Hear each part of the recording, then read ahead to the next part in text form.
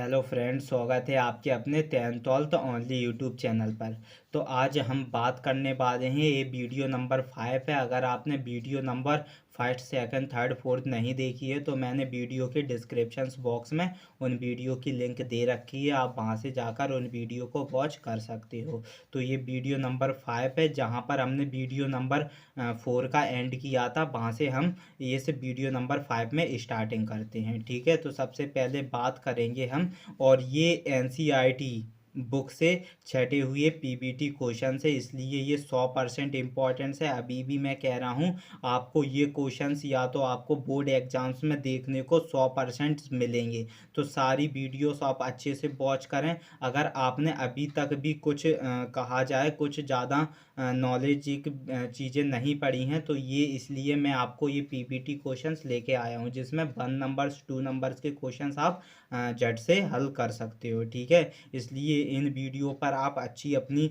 पकड़ बनाएं और अच्छे से इन वीडियो को वॉच करें। तो चलो स्टार्ट करते हैं।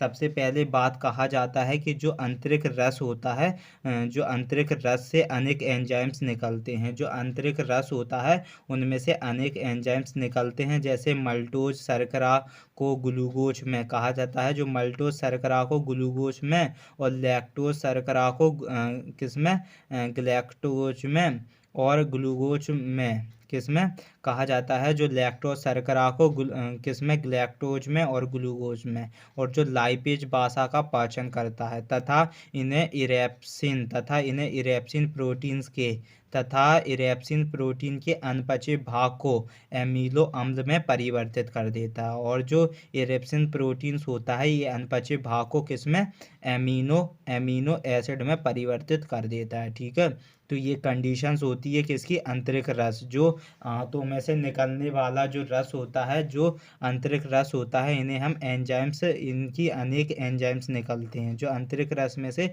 अनेक एंजाइम्स निकलते हैं, जैसे कि मेल्टोज से शर्करा को ग्लूकोज में निकालता है, और जो लैक्टोज शर्करा को किसमें, ग्लैक्टोज और तथा ग्लूकोज में निकलता है। और जो लाइपेज बासा होता है, ये पाचन करता है तथा इरेप्सिन प्रोटीन्स के अनपचे भाग को क्या कहा जाता है, एमिनो अम्ल में परिवर्तित कर देता है। और जो यकृत की बात करें, लिवर की बात करें, तो मानव शरीर की सबसे बड़ी ग्रंथि है जो लिवर जो होती है, LIVER, लिवर। यकृत की बात करें तो यकृत मानव शरीर की सबसे बड़ी ग्रंथि है। यकृत द्वारा पित्तीय स्रावित होता है। जो यकृत द्वारा क्या होता है, पित्तीय स्रावित होता है, पित्तीय क्षारीय द्रव्य होता है।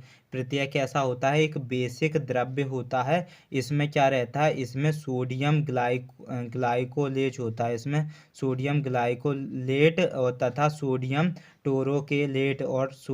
टोरोकेलेट्स नामक कार्बनिक लवण तथा सोडियम क्लोराइड्स एवं सोडियम बाइकार्बोनेट्स अकार्बनिक लवण पाए जाते हैं। जो आपकी लिवर होता है, जो मानव शरीर का ये सबसे बड़ी ग्रंथि होती है, लिवर, यकृत कहते हैं जिसे हम। और यकृत द्वारा जो प्रत्यय स्रावित होता है, यकृत ही द्वारा प्रत्यय क्या करता है, स्रावित होता है। और जो प्रत्यय क्षारीय द्रव में होता है, कैसे, बेसिक लिक्विड में होता है, प्रत्यय क्षारीय द्रव में होता है। इसमें क्या क्या निकलता है, सोडियम ग्लाइकोलेट, इसमें सोडियम ग्लाइकोलेट्स तथा सोडियम स्टोको तथा सोडियम टोको टो तथा सोडियम टोरोकेलेट्स नामक कार्बनिक लवण तथा सोडियम क्लोराइड्स एवं सोडियम बाइकार्बोनेट्स अकार्बनिक लवण पाए जाते हैं। और पित्तीय में बात करें, जो पित्तीय होता है, जो आपका लिवर पित्तीय होता है, पित्तीय लिवर के जस्ट ऊपर होता है ब्लेडर्स कहते हैं जिसे। तो जो पित्तीय होता है, पित्तीय की बात करें तो पित्तीय में कोई एंजाइम्स नहीं होता है। पित्तीय में कोई एंजाइम्स नहीं होता है, किंतु यह बासाओं का इम्लीकरण, इमल्सिफिकेशंस करता है। जो पित्तीय में कोई एंजाइम्स नहीं होता है, किंतु यह बासाओं का इम्लीकरण कहा जाए, इमल्सिफिकेशंस करता है। जो पित्तीय बासा अवशोषण में भी सहायक होता है। जो पित्तीय होता है वो बासा अवशोषण में भी सहायक होता है। यह विटामिन के तथा बासाओं में घुले अन्य विटामिनों के अवशोषण में सहायक होता है। और जो विटामिन के जो होता है, विटामिन के की बात करते हैं, तथा बासाओं में घुले अन्य विटामिनों के अवशोषण में सहायक होता है।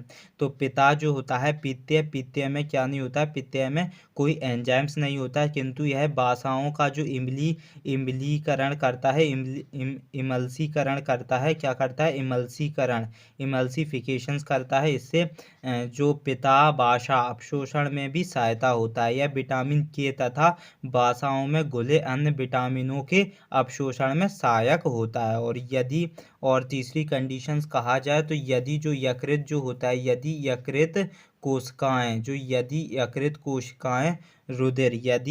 कोशिकाएं रुधिर से जो बिलीरुबिन क्या करती हैं, बिलीरुबिन्स लेना बंद कर दें, तो रुधिर द्वारा जो बिलीरुबिन संपूर्ण शरीर में फैल जाता है। इसे ही क्या कहा जाता है, पीलिया रोग कहा जाता है। अगर जो यकृत होता है, जो लिवर होता है, तो जो यकृत की कोशिकाएं रुधिर से क्या करती हैं, बिलीरुबिन जो लेना बंद कर दें। यदि यकृत कोशिकाएं रुधिर से बिलीरुबिन लेना बंद कर दें, तो रुधिर द्वारा जो बिलीरुबिन संपूर्ण शरीर में फैल जाता है, और इसे ही हम क्या कह देते हैं, इसे ही हम क्या कहा जाता है, पीलिया रोग कहा जाता है, पीलिया रोग कहा जाता है। और जो पित्तीय अंत में उपस्थित एंजाइम्स की क्रिया को क्या कह देते हैं, तीव्र कर देते हैं। जो पित्तीय होता है, पित्र में जो अंत में उपस्थित जो एंजाइम्स की क्रिया को क्या कर देते हैं, तीव्र कर देते हैं। जो पित्तीय होता है, पित्तीय जो अंत में उपस्थित एंजाइम्स की क्रिया को क्या कर देता है,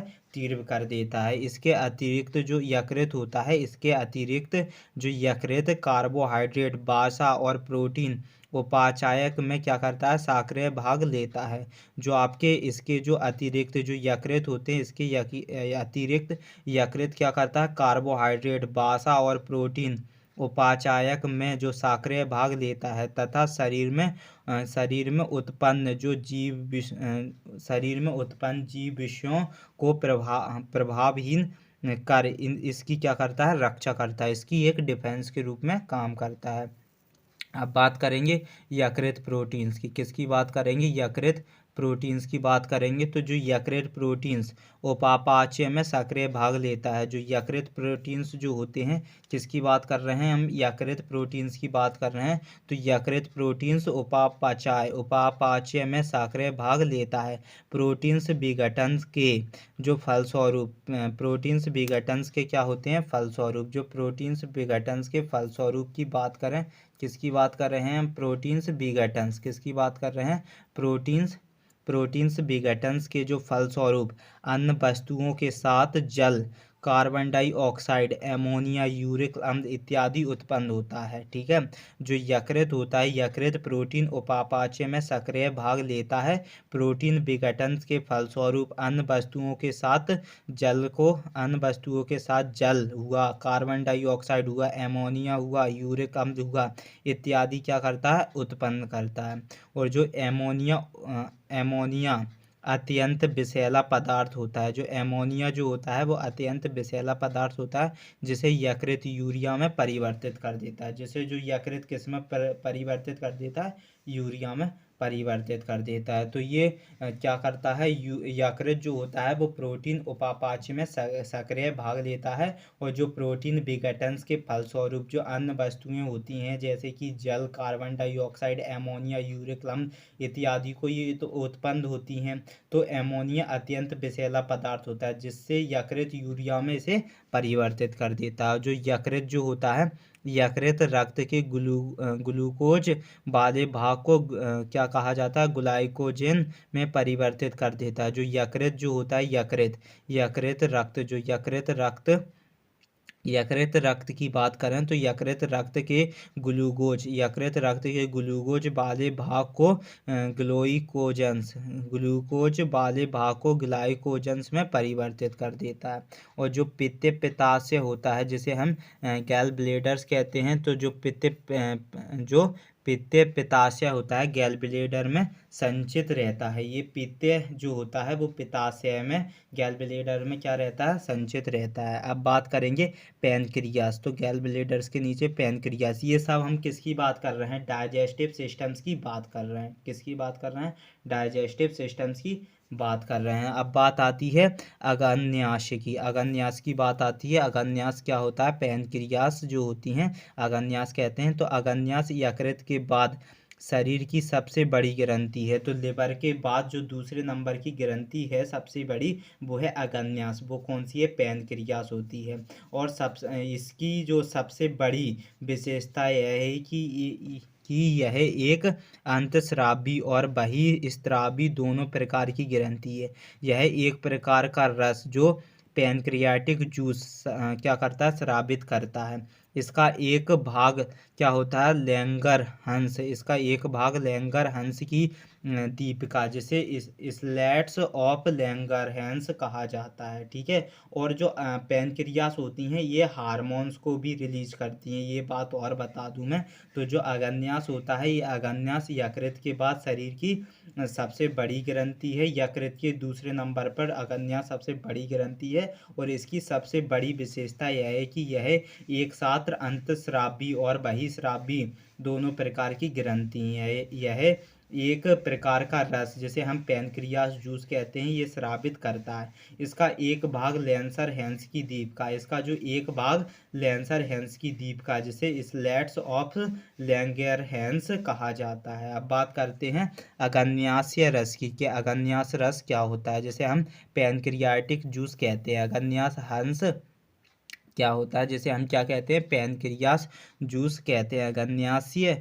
अगन्यासीय रस पैनक्रियास जूस में तीनों प्रकार के मुख्य भोज पदार्थ होते हैं। इसमें तीनों प्रकार के क्या होते हैं? मुख्य भोज पदार्थ को पचाने के एंजाइम्स होते हैं। जो पैनक्रियास जूस होता है, इसमें तीनों प्रकार के मुख्य भोज पदार्थों को पचाने के एंजाइम्स होते हैं। इसलिए इसे पूर्ण पाचक रस कहा जाता है। इसलिए इसे पूर्ण पाचक रस कहा जाता है। जो लैंगरहैंस की दीपिकाएं इंसुलिन और ग्लूके गॉन्स कहा जाता है। जो लैंगरहैंस की दीपिकाएं इंसुलिन और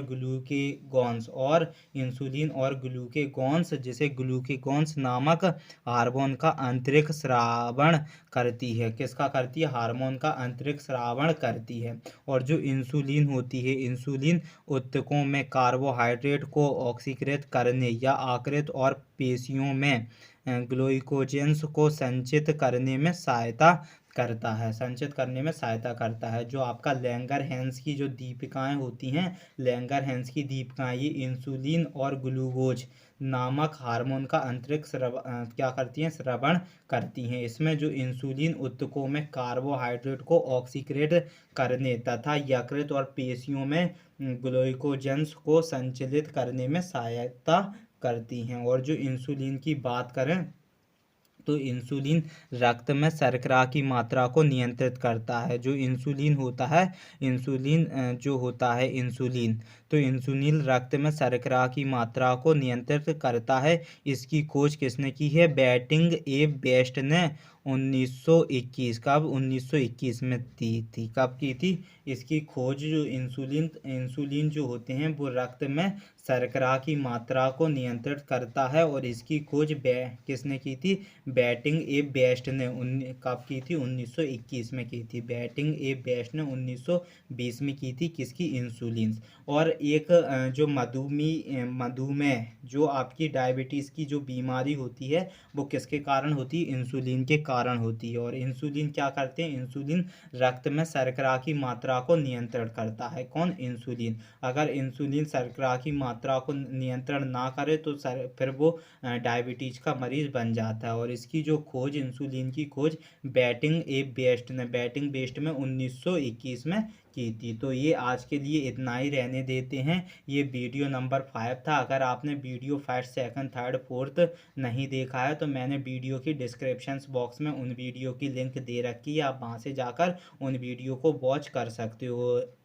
वो वीडियो उतनी ही इम्पोर्टेंट्स होगी जितनी कि ये वीडियोस है। अगर आपने क्लास 12th में हो तो ये सारी वीडियो आपके लिए बहुत ही ज़्यादा पावरफुल होने वाली हैं। जीव विज्ञान की बात हो, रसायन शास्त्र की बात हो, रसायन विज्ञान की बात हो, भौतिक विज्ञान की बात हो, तो हर चीज़ की मैंने पीडीएफ के रूप में तैयार कर रखा है। अगर आपने अभी तक कुछ भी ना पढ़ा हो और आपको कहा जाए आपको पास आउट होना है, आपको अच्छे नंबर्स लाना है, आपके 1 numbers marks 1 number questions 2 number questions आपके जल्दी से जल्दी सॉल्व होंगे, तो मेरी इन सारी पीडीएफ को आप अच्छे से वॉच करें। तो आई होप आपको बहुत अच्छे से समझ में आएगा और आपको इम्पोर्टेंट्स पीबीटी भी प्रोवाइड्स है इन सारे क्वेश्चंस में। इसलिए मैं कह रहा हूँ ये पीबीटी क्वेश्चंस एनसीईआरटी से छांट कर लाया हूँ, इसलिए ये क्वेश्चंस आपके लिए बहुत ज़्यादा पावरफुल हैं। तो आई होप आज के लिए इतना ही। जहाँ पर ये वीडियो नंबर 5 का एंड किया है, तो हम वीडियो नंबर में वहाँ से स्टार्टिंग करेंगे। तो चलो, अगर आप चैनल पर नए हो तो चैनल को ज़रूर सब्सक्राइब करें, और आपको ये वीडियो बहुत ही अच्छे से समझ में आई होगी तो प्लीज़ आप वीडियो को लाइक करें एंड अपने दोस्तों को शेयर करें।